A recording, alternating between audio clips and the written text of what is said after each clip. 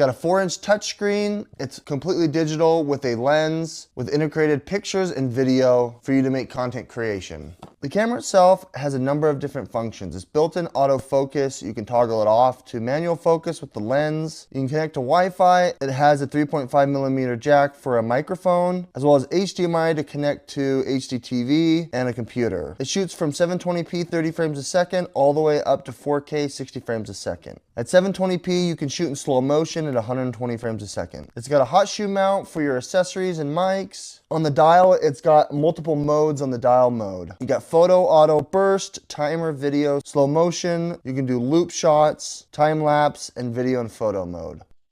You can see you've got a 4-inch screen. It's very, very spacious here. You got all your buttons here. Toggle on and off to control it. You got your time-lapse button. You've got your, if you want to flash, switch camera angles. You've got your exposure here if you want to fine adjust that. Shutter button, power button, flash button, and then here are all your shooting modes here. The lens is fixed here. You can't even manually adjust here. It's all done on the screen once you're ready to turn it on. One thing here is the viewfinder is actually a front-facing camera, so if you wanted to take selfie shots, you have a camera lens to do so as well. The I/O you can see is a mini HDMI cable that's separate. You've got your headphone jack as well as your charging cable. Turning it on here for the first time, you press and hold the power button. You're going to need to format the SD card or use a higher capacity card if you want to use 4K 60. Taking the lens cap off here, you can see pretty news here is where you can go ahead and adjust everything. You've got your pixel, 64 megapixels. You can adjust it down if you want. You can adjust your white balance, filters, metering, quality, sharpness, and all your other settings. It is touchscreen, so you can use the touch, hit menu if you want, or you can press the button itself. You do have a flash that you can toggle on with the flash button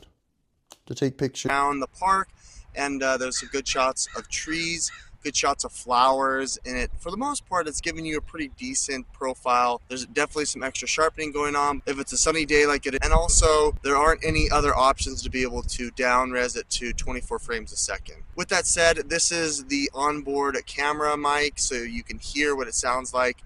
You do have a cold shoe mount to place on top of it if you wanted to capture audio. There is an onboard microphone jack here if you wanted to connect to a boom mic, or if you wanted to lav up, you have that option as well. What's great is you do have an HDMI cord, so if you wanted to play back some of the footage, you can and show it on your TV. Otherwise, extracting it from the SD card was really simple.